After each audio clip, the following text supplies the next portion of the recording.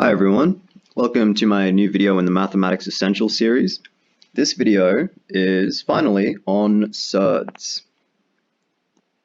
Surds. And why are we doing Surds? Well, later we are going to do a decent amount of trigonometry, and I'll be showing you lots of ways to solve trigonometry problems without the use of a calculator. And when we are simplifying expressions that involve trigonometric functions, we often get expressions that involve surds. So to make progress, we will need to know how to simplify expressions that involve surds. So what is a surd? Okay, it is actually I'll change to gray. So it looks like pencil, I like it. Okay, a surd is an irrational number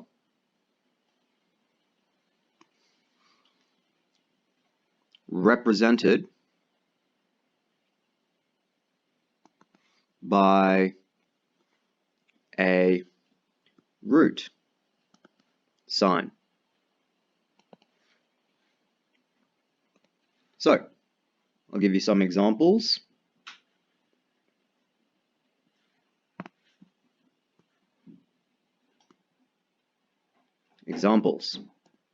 Now remember, an irrational number is a number that cannot be written as a fraction. So expressed as a decimal, which we couldn't do, but if it was expressed as a decimal, after the decimal point, there would be an infinitely long trailing decimal expansion. So it doesn't terminate and it doesn't have any repeating pattern. Okay, so it's not enough just to have infinitely trailing decimal expansions. That could still be a rational number. So for example, 1/3 is equal to 0.333 and so on. That just goes on forever. So those recurring threes after the decimal point expand infinitely, but there's a repeating pattern. Okay, so that's still rational. But something like pi, which is equal to 3.14 and so on, okay, this expansion after the decimal point goes on forever and there's no repeating pattern. Okay, so a surd is an irrational number, but it's written as a root sign. So here are some examples. The square root of 2, okay? There is no way to write the square root of 2 other than this way, okay? If you wanted to write it as a decimal, you couldn't. You'd have to round out, you'd have to round off somewhere, and that would just be an approximation of what the square root of 2 would equal. So there's no way to write it precisely or exactly other than to write the square root of 2. This is the only way we can express this number. Okay, well, in compact notation is like this. There are other ways to express the square root of 2, but they're much more complicated. We can use set theory, we can use functions, and perhaps we could use Taylor expansions in calculus, and maybe you haven't seen those, but those would be ways of constructing the square root of 2. Okay, so we could construct the square root of 2 using techniques like that, and I suppose if you took the entire construction of root 2, then you could treat it as an expression for root 2, but of course we are not going to write those constructions every time. We just want to write the square root of 2. So this is really the only way to conveniently express the square root of 2. So here's another example, the square root of 7. Okay, so we couldn't simplify this any further. Okay, so the square root of 7, that is also a surd. Here's another example of a surd, the cubed root of 15. Okay, you couldn't simplify this any further because no number that can be written compactly, okay, would be a number which times itself, and times itself again would equal 15. Okay, 15 is not a cubic number. Okay, so these are surds. Here are some non-examples of surds. Okay, not surds.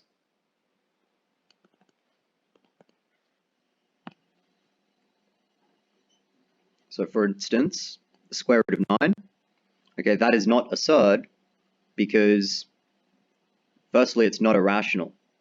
Okay, the square root of 9 just equals 3 because 3 times itself would give you 9.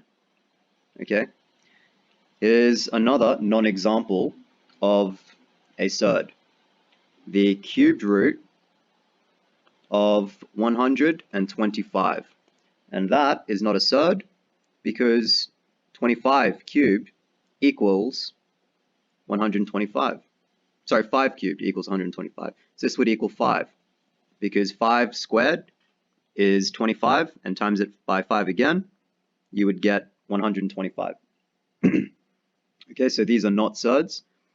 These here are not surds, and these here are surds. Okay, so let's do some example problems involving surds. So we're going to simplify some examples, some example expressions involving surds. So let's take, for instance, 5 times the square root of 3 times some real number a cubed times b squared. And then let's times that by the square root of 12a, where of course a and b have to be positive real numbers, or at least non-negative. Okay, but we'll just say that they're positive, where a is greater than 0 and b is greater than 0. Okay? Alright, so for this to be well defined, we only need a and b to be greater than or equal to 0, but that would not really be very interesting because you just have, if a equals 0 and b equals 0, well, you just have 5 times the square root of 3 times a cubed, but a cubed would be 0, and then times b squared, but b squared would be 0. So you just have 3 times 0 here, and that would just give you 5 times the square root of 0, and then times 12a, but 12a, well, a is 0, so you just have 12 times 0, which would be 0, and you'd just be left with 5 times the square root of 0 times the square root of 0, which would just give you 5 times 0 times 0, which would just give you 5 times 0, which would give you 0. Okay, so we're not really going to get to practice what we want, okay? Everything would just reduce to 0. So that's why I'm taking a and b to be positive, strictly greater than 0. Okay, so note that whenever we have like a cubed, or a to some number n, so let's say a to the nth power, that just means a times a times a times and so on, all the way up to the last copy of a, and this just means that we have n many copies of a. Okay, so there's n factors of a being multiplied together, which means you can write this however you want. So, or not however you want, but there's many different ways that you could write this. And we're going to take advantage of the fact that we can write things in different ways to simplify surds. So for instance, we could say a to the n equals, well, we could group these two a's together and just call them a squared. Okay? And then what would we have left here? All right, well, we ate up 2 of the a's over here, so we'd just be left with n minus 2 many a's. So here we would have n minus 2 copies of a. So we could write a to the n as, for instance, a squared times a to the n minus 2. And we'll do things like that when we are simplifying expressions involving surds. Okay, so eventually, when the algebra just becomes second nature to you, you won't do this all the time and you'll just simplify the expression. I'll show you what I mean in a sec. But if you're not used to working with surds, it might be easier to do things like this. So this all looks a bit abstract, so I will do this example so you can see something concrete, because concrete things are often easier to follow than abstract things. So what I mean is, that I could write things like this: 5 times the square root of 3 times, well, we have a cubed, but we will just express that as a squared times a times b squared. Okay? Times 12a. Well, 12, what I will do is express as 4 times 3, because that's 12, times a. Okay? And then, when I simplify that, we can see that the a squared will just become a. So that a squared can come out in front after we take the square root of it, and we just have 5a out the front. And a similar thing would happen with the b squared. That would come out the front, so we'd have, well, the square root of b squared would be b. So we would have 5a times b here, and then be left with 3a in the middle, or underneath the square root. So let's go ahead and do that. We have 5 times, taking the square root of a squared would just give us a, and taking the square root of b squared would just give us b. Okay? But then we'd be left with a 3 underneath the square root and the a underneath the square root. Okay? So we would be left with 3a. Now, here, 4 is a square number, because 2 squared equals 4. Okay? 3 is not, so we'd just be left with the square root of 3a after we took the square root of 4. So here, we will have 5ab times the square root of 3a times 2 times the square root of 3a. Okay?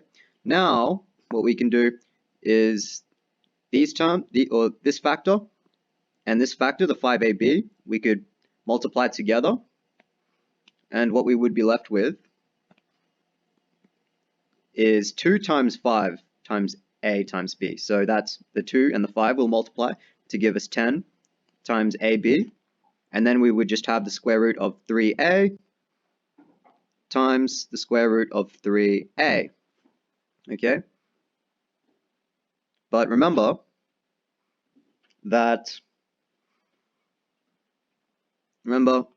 from our properties of radicals videos, the square root of x times the square root of x just equals x, so long as x is greater than or equal to 0. Well, we know a is greater than 0. We know 3 is greater than 0. Okay, so that's a special case of the product property of radicals. We will just end up with this, 10 times ab times 3a. Okay, well now we can multiply the 10 and the 3, and we can multiply the a and the b. The a and the other copy of a. So multiplying 10 by 3 will give us 30. Oops, don't know why I changed colors. So we'll be left with 30. Okay, and then we will be left with a times b times a, and we can just group the a's, and we would have a squared times b.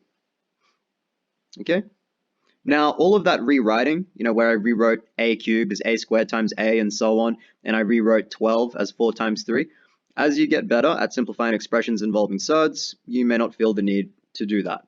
Okay, but if you have a big, complicated looking expression, you might want to do things like that so that you don't make little mistakes. So I'll actually just do that example again without rewriting the expressions.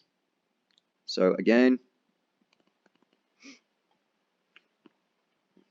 okay, so I think we had 5 times the square root of 3a cubed times b squared times 12a.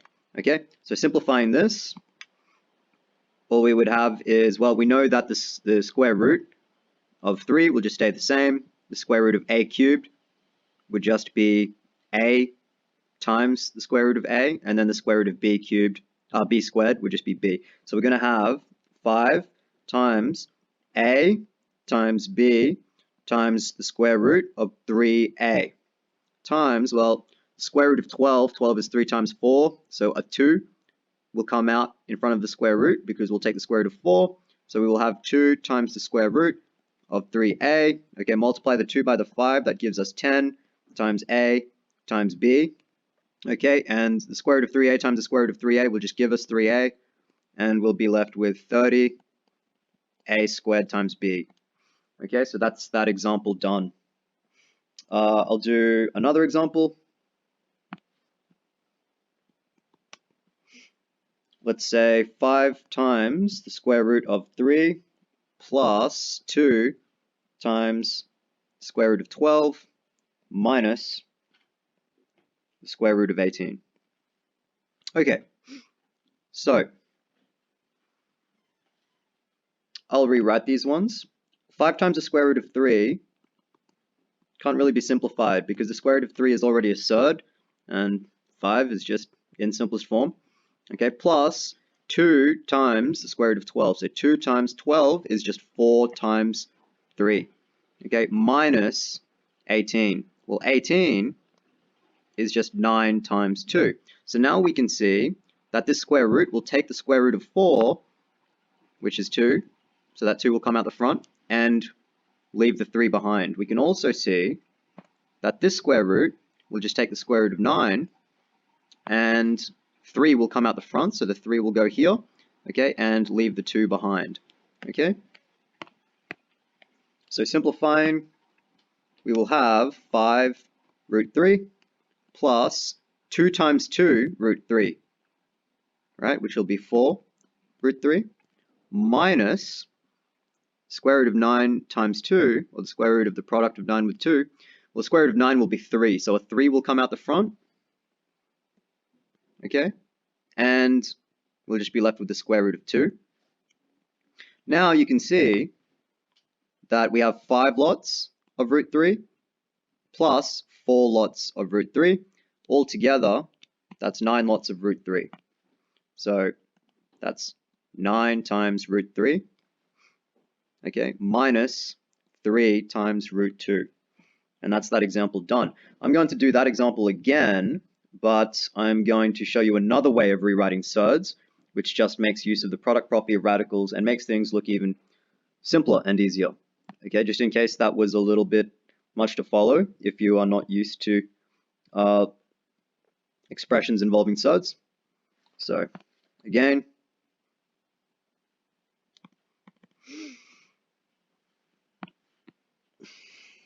we had 5 times the square root of 3 plus 2 times the square root of 12 minus the square root of 18. So in the earlier examples, I rewrote the square root of 12 and the square root of 18, so like this, 4 times 3. And the square root of 18, I rewrote as 9 times 2. But using the product property of radicals, I could rewrite the square root of 12 as the square root of 4 times the square root of 3, and the square root of 18 as the square root of 9 times the square root of 2. And that makes things much clearer.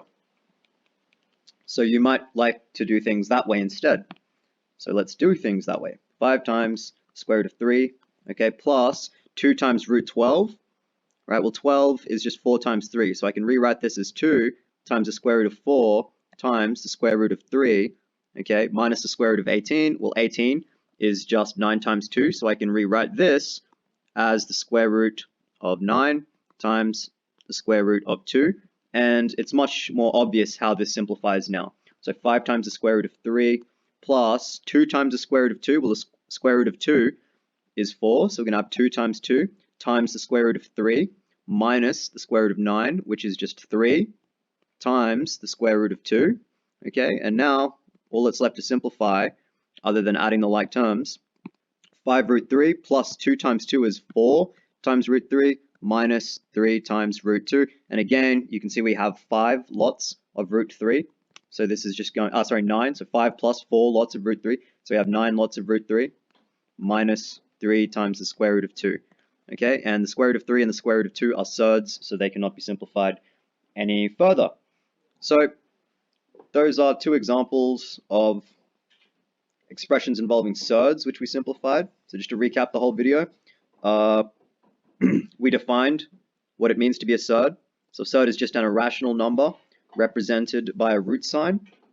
I showed you some examples of surds, and then I showed you some examples of expressions that involve roots but are not surds. So the square root of 9 is not a surd because there's another way we can express it. We can express the square root of 9 as 3, for instance. Then we simplified some expressions involving surds, okay? And I showed you some ways of rewriting expressions involving surds, which made use of the properties of radicals that we covered in previous videos. So I did each example twice to show you different ways of rewriting the expressions. In this example, I just skipped a bunch of steps to show you what you might do once you're quite used to how surds behave. So in example 2, I solved it one way, and I mean, they're pretty much the same way. It's just that in this example, I made use of the product property of radicals to express things a little differently because it kind of reveals a bit more obviously how the arithmetic is playing out. So anyways, if you found this video helpful, feel free to give it a like, feel free to share it with some friends, and if you would like a notification when I upload a new one, feel free to subscribe. In the next video, I will talk about rationalizing the denominator of a surd, okay, which is something we often want to do to get expressions involving surds that are in quotients, in fractions, in simplest form. Typically, it's not something you do when you're doing trigonometry, but otherwise, usually you're expected to do it. Okay, and then we will move on to trigonometry. Until next time, bye for now.